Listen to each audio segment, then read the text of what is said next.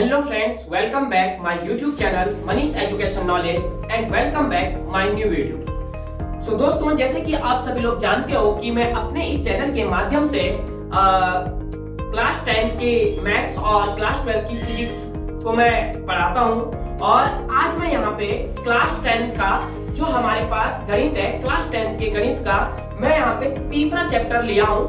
जो हमारे पास पहला चैप्टर है वास्तविक संख्याएं और दूसरा चैप्टर जो हमारे पास बहुपद है उसको भी मैं आप लोगों को करवाऊंगा, बट उसको मैं आप लोगों को बाद में कराऊंगा। पहले मैं कोशिश कर रहा हूँ कि जो हमारे पास मोस्ट इंपोर्टेंट चैप्टर है और जिनसे सबसे ज्यादा हमारे पास एग्जाम में क्वेश्चंस को पूछा जाता है, मैं आप लोगों को उस चैप्टर से रिलेटेड कुछ क्वेश्चंस करवाऊंगा।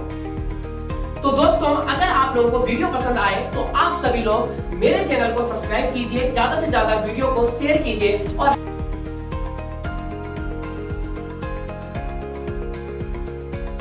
Hello friends, welcome back my YouTube channel Manish education knowledge and welcome back my new video. So दोस्तों, जैसे कि आप सभी लोग जानते हो कि मैं अपने इस चैनल के माध्यम से क्लास 10 के मैथ्स और क्लास 12 की फिजिक्स को मैं पढ़ाता हूं। और आज मैं यहाँ पे क्लास 10 का जो हमारे पास गणित है, क्लास 10 के गणित का मैं यहाँ पे तीसरा चैप्टर लिया हूं। जो हमारे पास पहला चैप्टर है वास्तविक संख्याएं और दूसरा चैप्टर जो हमारे पास बहुपद है उसको भी मैं आप लोगों को करवाऊंगा, बट उसको मैं आप लोगों को बाद में कराऊंगा। पहले मैं कोशिश कर रहा हूं कि जो हमारे पास मोस्ट इंपोर्टेंट चैप्टर है और जिनसे सबसे ज्यादा हमारे पास एग्जाम में क्वेश्चंस को पूछा जाता है, मैं आप लोगों को उस चैप्टर से रिलेटेड कुछ क्वेश्चंस करवाऊंगा। तो दोस्तों, अगर आप लोगों को वीडियो पसंद आए तो आप सभी लोग मेरे चैनल को सब्सक्राइब कीजिए, ज्यादा से ज्यादा वीडियो को शेयर कीजिए और हमें अच्छे से और सपोर्ट कीजिए। तो दोस्तों, चलो चलते हैं अपनी वीडियो की तरफ। और यहाँ पे हमारे पास जो तीसरा चैप्टर है, तो तीसरा चैप्टर है हमारे पास दो चरों वाला रैखिक समीकरण। दो चरों वाला रैखिक समीकरण का मतलब क्या है दोस्तों, कि यहां पर बेसिकली आपको केवल दो ही चर देखने को मिलेंगे। अगर हमारे पास सपोज करो कोई एक समीकरण है, जैसे मैंने बोला x प्लस वाई बराबर 4 है हमारे पास, तो ये हमारे पास यहां पर दो चर है। एक चर हमारे पास यहां पे x हो गया, एक चर हमारे पास यहां पे y हो गया। यानी कि इस पूरे चैप्टर के अंदर आप लोग दो चरों के बारे में ही रीड करोगे। जैसे कि आप लोगों ने क्लास 9th में पढ़ा होगा, तो क्लास 9th में आपके पास जो चैप्टर है, चैप्टर नंबर 3, वो है एक चर वाला रैखिक समीकरण। उसमें एक ही चर यूज होता है। यानी कि अगर मैं कोई इक्वेशन यहां पे लिख रहा हूं, तो जैसे सपोज मान लो मैं एक इक्वेशन यहां पे बनाता हूं x प्लस, तो यहां पे भी 2x plus 3x equals to 9। तो यहां पे देखो, ये भी x, ये भी x और ये भी x। यानी कि यहां पे हमारे पास एक ही चर है, लेकिन यहां पे हमारे पास दो चर आएंगे। इसलिए हमारे पास जो चैप्टर का नाम है वो है दो चरों वाला रैखिक समीकरण। तो दोस्तों, अभी मैं यहां पे आप लोगों को कुछ और चीजें, ये तो हो गई दो चर, कि दो चर क्या होते हैं हमारे पास। जैसे सपोज करो मैं यहां पे एक और एग्जांपल्स लिखता हूं। मान लो कि मैंने लिखा है यहां पे कि 2x plus 3x plus 9x plus 8x minus 7x equals to 0। मान लो कि मैंने ये इक्वेशन लिखी यहां पे, और मैं आप लोगों से क्वेश्चंस कर रहा हूं यहां पे कि मुझे ये बताओ कि इस पूरी इक्वेशन के अंदर मैंने कितने चर यहां पे यूज कर रखे हैं। तो बेसिकली कुछ लोग यहां पे गलती कर देते हैं। वो लोग किस प्रकार से इसको रीड करते हैं कि 1 2 3 4 5, कि ये हमारे पास यहाँ पे 5 चर है, जो कि बिल्कुल ही हमारे पास गलत है। यहाँ पे हमारे पास ये 5 चर नहीं, ये हमारे पास कितने चर है? एक चर है। एक चर हमारे पास कितनी जगह पे है? 5 जगह पे। इसका मैं आपको एक एग्जांपल देता हूं। जैसे कि मान लो राम है, जैसे कि राम है, तो मान लो कि राम दिल्ली में जॉब करता है, दिल्ली में जॉब करता है, और राम जो है वो मान लो कि पंजाब में भी जॉब करता है।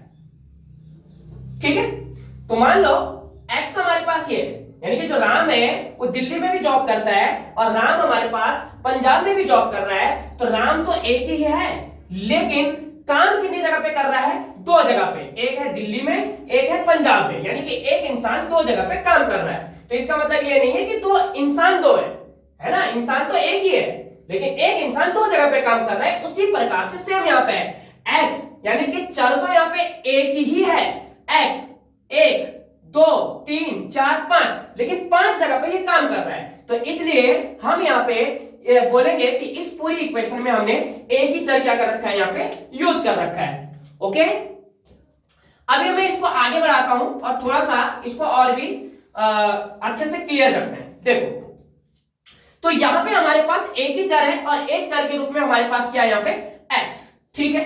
लेकिन कभी कभी क्या होता है, जैसे मैंने बोला 2x plus 3y plus 9x minus 2z equals to 0। अब अगर मैं ये पूछता हूं कि इसमें कितने चर हो गए हमारे पास, तो ये हो गए हमारे पास 1 2 और ये 3, यानी कि x तो दो बार यूज हो रखा है। तो एक हो गया x, एक हो गया, एक इसमें पहला चर क्या है x, दूसरा चर क्या है y, तीसरा चर इसमें क्या है यहाँ पे z। तो इसमें कितने चर है? दो चर है, तीन चर है, सॉरी। क्लियर? तो यहां पे हमारे पास दो चरों वाला रैखिक समीकरण है, तो हमारे पास केवल यहाँ पे दो ही चर है। पूरे चैप्टर में आपको कोई भी इक्वेशन अगर हमारे पास होगी तो वहां पे आपको कोई दो चर मिलेंगे, या तो आपको x या y यूज मिलेगा आपको, या फिर a या b या s या t, कुछ भी मिल सकता है। यानी कि अब अगर मैं सीधा सीधा यहां पे बात करूं कि चर क्या होते हैं हमारे पास, चर कौन सी राशियां होती हैं, तो अगर हम चर की बात करें तो चर हमें पता है कि जो हमारे पास इंग्लिश के अल्फाबेट्स होते हैं, ठीक है, यानी कि A से लेके A B C D dot dot dot X Y and Z, ये सारे हमारे पास चर राशियां होती हैं। कौन सी राशियां होती हैं? चर राशियां। इनको हम बोलते हैं चर राशियां, या फिर हम इनको बोलते हैं चर पद, ठीक है। तो वहां पे हमारे पास x एंड y भी हो सकता है, वहां पे हमारे पास a एंड b भी हो सकता है, वहां पे हमारे पास s, t भी हो सकता है, कुछ भी हम इसके अंदर यूज कर सकते हैं। ओके, अब हम इसको आगे बढ़ाते हैं। और दूसरी चीज यहां पे कुछ और यूज होगी, अचर पद। एक और चीज होती है अचर पद। अचर पद क्या होते हैं हमारे पास? जो हमारे पास मैथमेटिक्स में डिजिट होते हैं, जैसे कि 1 2 3 4 5 6 7 8 dot dot dot dot extra, ठीक है, एक्सेट्रा। तो ये सारी चीजें हमारे पास क्या होती है? ये अचर पद होते हैं, ये हमारे पास यहाँ पे चर पद होते हैं। क्लियर हो रही मेरी बात? ठीक है, तो यहाँ पे ध्यान रखना है आप लोगों को कि ये चर राशियां होती हैं, ये हमारे पास यहाँ पे अचर पद होते हैं। अब ये हो गए दो चरों वाला रैखिक समीकरण। तो मैंने बोला कि पूरे चैप्टर में आपको देखने को मिलेगा केवल और केवल दो चर। कोई भी इक्वेशन होगी, ठीक है, उसमें हमारे पास आपको पूरे चैप्टर के अंदर केवल दो ही चर मिलेंगे। वो आपके पास x, y हो सकता है, वो आपके पास a, b हो सकता है, कुछ भी हो सकता है। क्लियर? ठीक है, अब हम बात करेंगे थोड़ा सा यहाँ पे रैखिक। रैखिक क्या चीज होती है? दो चर तो हमें क्लियर हो गया कि दो चर क्या होते हैं, लेकिन रैखिक क्या मतलब क्या होता है? तो रैखिक का सीधा सीधा आपको अर्थ पता होना चाहिए कि रैखिक का मतलब होता है, या रैखिक समीकरण का मतलब होता है कि वह समीकरण जिसकी घात एक होती है, जिसकी पावर 1 होती है। यानी कि यहां पे अगर आपके पास इस पूरे चैप्टर में कोई समीकरण अगर यूज कर रखी है तो उसमें पहली बार दो चर होंगे और साथ में उसमें आपको क्या देखने को मिलेगा? जिसकी घात कितनी होगी? एक होगी, वो हमारे पास रैखिक समीकरण कहलाता है। जैसे कि मान लो x प्लस y बराबर 1, तो ये हमारे पास एक दो चर वाला रैखिक समीकरण है। या फिर x minus y equals to 4, तो ये हमारे पास दो चर हो गए और इन दोनों चरों की जो घातें हैं वो कितनी कितनी है? एक, क्योंकि एक घात को हम शो नहीं करते हैं, एक घात को हम दिखाते नहीं है, लेकिन मैं आप लोगों को यहाँ पे बता देता हूं कि यहाँ पे पावर कितनी लगी हुई है? एक लगी हुई है। तो रैखिक समीकरण का मतलब क्या होता है कि वह समीकरण है जिनकी घातें कितनी होती है? एक होती है। जिसकी घात कितनी होती है? एक होती है, वो हमारे पास रैखिक समीकरण कहलाता है। जिसकी घात दो होती है वो द्विघाती समीकरण कहलाता है। द्विघाती समीकरण, तो द्विघाती समीकरण किसे कहते हैं? जिसकी घात कितनी होती है? दो होती है, यानी कि वो द्विघाती समीकरण कहलाता है। और जिसकी घात तीन होती है वो त्रिघाती समीकरण कहलाता है। क्लियर? तो ये यहाँ पे हमारे पास ये जो चैप्टर है हमारे पास, सबसे पहले आपको ये पता होना चाहिए कि जो हमारे पास चैप्टर है उस चैप्टर का मीनिंग क्या निकल रहा है। तो दो चरों वाला रैखिक समीकरण इसको इसीलिए यहाँ पे बोला गया है। अब हम बात करेंगे यहाँ पे दोस्तों कि इस पूरे चैप्टर में हमारे पास कितने मेथड यूज होते हैं, या कितनी विधियों से हम यहाँ पे क्वेश्चंस को लगाएंगे, या कितनी विधियों से हम यहाँ पर इन दो चरों वाले रैखिक समीकरण को यहाँ पे सॉल्व करेंगे। तो यहाँ पे आप लोगों को पता होना चाहिए कि दो चरों वाले रैखिक समीकरण को सॉल्व करने के लिए बेसिकली चार विधियां यहाँ पे लगाई जाती हैं। नंबर एक होती है हमारे पास ग्राफीय विधि, ठीक है, नंबर एक होता है ग्राफीय विधि। नंबर दो की अगर मैं बात करूं तो होता है प्रतिस्थापन विधि, सब्स्टिट्यूशन मेथड भी हम इसको बोलते हैं, प्रतिस्थापन विधि। और नंबर तीन की अगर हम बात करें तो नंबर तीन पे आता है क्रॉस मल्टीप्लिकेशन मेथड, यानी कि जिसको हम बोलते हैं वज्र गुणन विधि।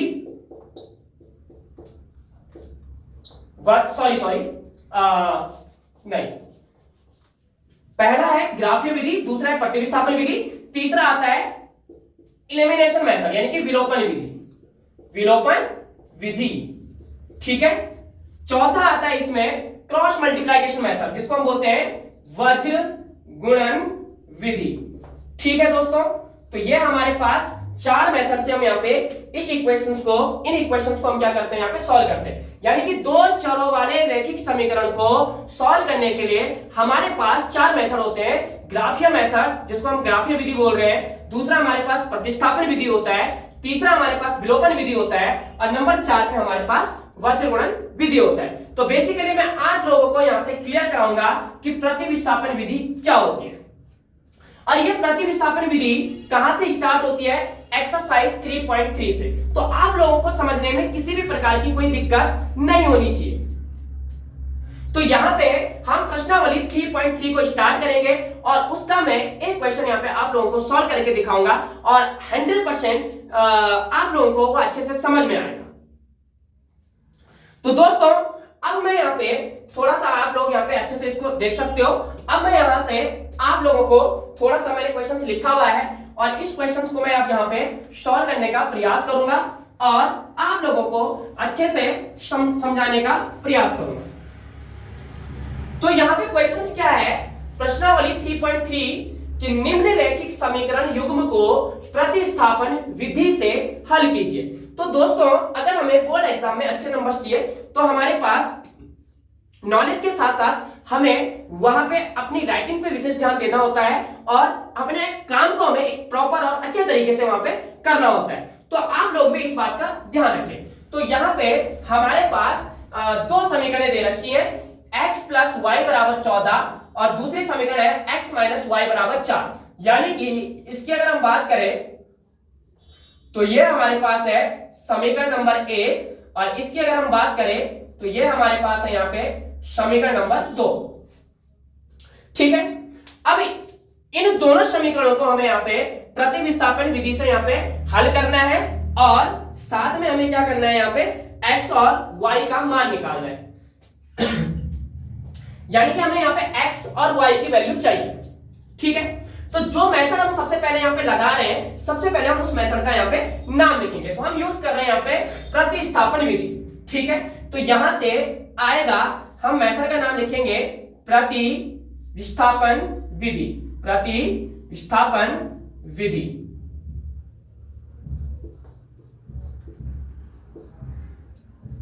ठीक है। अब हम क्या करेंगे कि जो हमारे पास समीकरण नंबर 1 है x प्लस वाई बराबर 14, जो हमारे पास समीकरण नंबर 1 है, इस समीकरण नंबर 1 से या तो हम यहाँ पे x की वैल्यू निकालेंगे या फिर हम यहाँ पे y की वैल्यू निकालेंगे। अब ये भी जरूरी नहीं है कि आप समीकरण नंबर 1 से ही x या y की वैल्यू निकाल रहे हो, आप समीकरण नंबर 2 से भी x और y की वैल्यू यहाँ पे निकाल सकते हो। तो आपके आंसर में किसी भी प्रकार की कोई मिस्टेक यहाँ पे नहीं होगी। तो हम क्या करेंगे, समीकरण नंबर 1 से x का मान निकालेंगे। मैंने बोला आप समीकरण नंबर 1 से y का मान भी निकाल सकते हो, आप समीकरण नंबर 2 से भी x का मान निकाल सकते हो या फिर y का मान यहाँ पे निकाल सकते हो। तो मैं समीकरण नंबर 1 से x का मान निकालूंगा यहाँ पे। तो जो चीज मैं यहाँ पे निकालूंगा वो मैं साथ में यहाँ पे लिखता हुआ चलूंगा।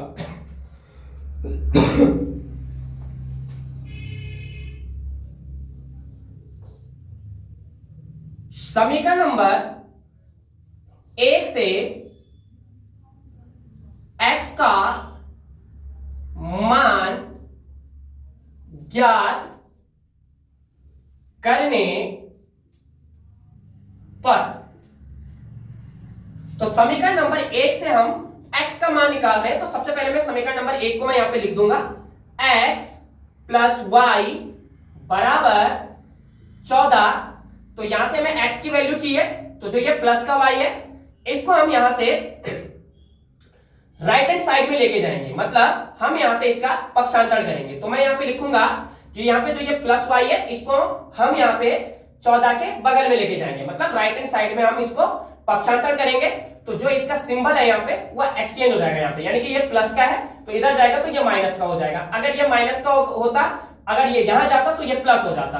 तो हम यहां से लिखेंगे कि प्लस वाई का हम क्या कर रहे हैं, यहाँ पे पक्षांतर कर रहे हैं। तो आप चाहो तो यहाँ पे लिख सकते हो कि प्लस वाई का पक्षांतर राइट हैंड साइड में करने पर, तो यहां से हम लिख सकते हैं कि प्लस वाई का पक्षांतरण, प्लस वाई का पक्षांतरण राइट हैंड साइड में करने पर, हम राइट हैंड साइड में लेके चलेंगे।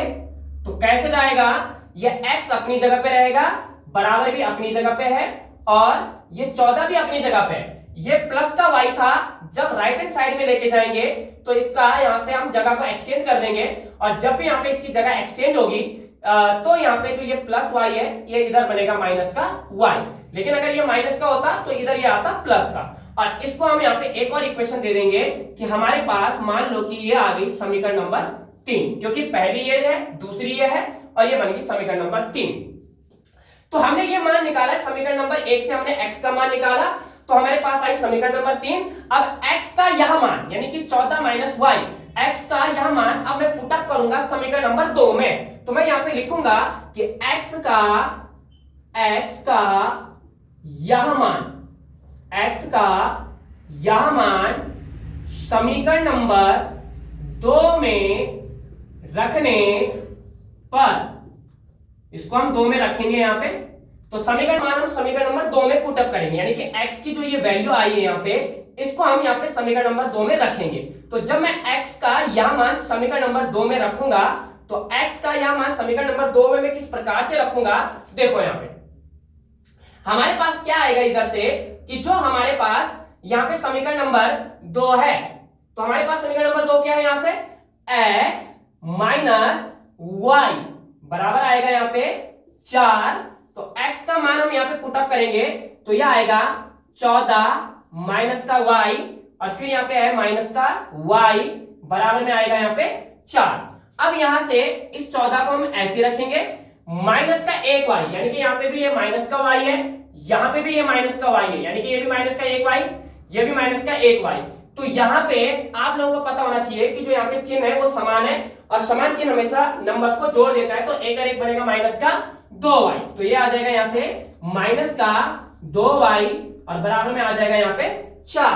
अब यहाँ से ये माइनस का 2y अपनी जगह पे रहेगा, ठीक है, बराबर 4 भी अपनी जगह पे है, और जो ये प्लस का 14 है यहाँ पे ये जाएगा इधर, तो बनेगा यहाँ पे माइनस का 14, जो कि मैंने अभी बताया।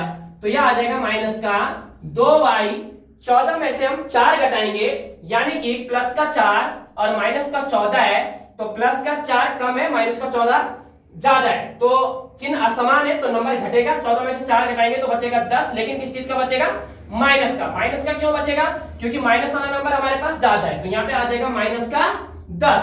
अब इसके बाद यहाँ पे ये y का गुणांक माइनस 2 है, अब गुणांक हमेशा बटे में जाएगा, तो y इक्वल्स टू माइनस का 10 और ये आ जाएगा माइनस का 2, तो यहां से आ जाएगा y इक्वल्स टू माइनस और माइनस हो जाएगा यहाँ पे प्लस, ये माइनस और ये माइनस मल्टीप्लिकेशन कर देगा, तो माइनस माइनस प्लस, और 2 पंजे बनेगा यहाँ पे 10, तो प्लस का आ जाएगा यहाँ पे 5, यानी कि y की वैल्यू हमें मिल चुकी है कि y की जो वैल्यू है वो कितनी है, यहाँ पे 5 है।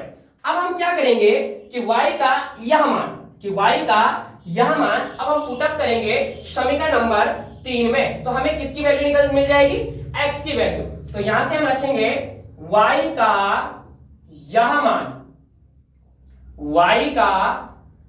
यह मान समीकरण नंबर 3 में रखने पर समीकरण नंबर 3 क्या है हमारे पास, तो वो है x बराबर 14 माइनस वाई। तो x बराबर 14 माइनस वाई, वाई की वैल्यू प्लस का 5, तो हमने रख दी है प्लस का 5। तो x बराबर 14 माइनस प्लस माइनस, और ये आ जाएगा 5 ब्रैकेट से बाहर। x बराबर 14 में से 5 घटाएंगे तो कितना बचेगा, 9। ठीक है, तो हमारे पास हम बोल सकते हैं कि y की वैल्यू हमारे पास कितनी आई है, प्लस का 5, और x की वैल्यू कितनी आई है, 9। तो ये आ गया हमारे पास यहाँ पे फाइनल आंसर। तो इस प्रकार से आप लोगों को यहाँ पे और भी क्वेश्चंस यहाँ पे करने हैं। बाकी आप सभी लोग हमें अच्छे से सपोर्ट कीजिए, हम आपके लिए और भी अब मैं यहाँ पे नेक्स्ट वीडियो जो लेके आऊंगा इसका मैं सेकंड पार्ट लेके आऊंगा। ये हमारे पास इसका फर्स्ट पार्ट था, अब हम यहाँ पे सेकंड पार्ट लेके आएंगे। और आप सभी लोगों से रिक्वेस्ट है कि आप सभी लोग मेरे चैनल को ज्यादा से ज्यादा सब्सक्राइब कीजिए, सपोर्ट कीजिए और वीडियो को शेयर कीजिए। धन्यवाद।